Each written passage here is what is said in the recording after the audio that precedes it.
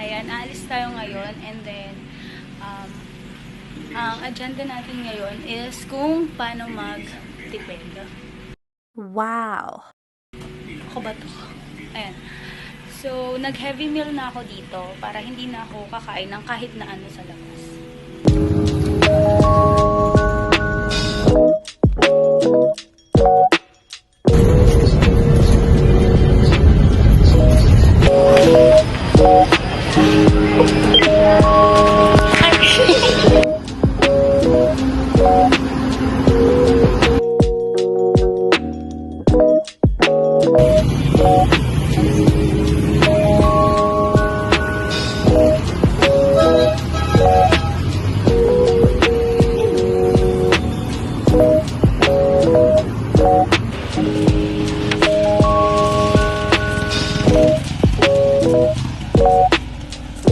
So, ayan guys, nakauwi na ako.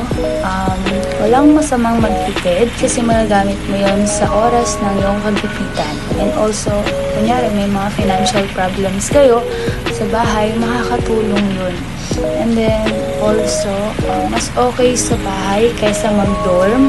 Mas okay sa bahay umuwi kaysa mag-dorm kasi imbis na yung gamit na gagamitin mo sa bahay and also yung rent, is mga gamit mo yun dito na lang sa inyo. Ayun.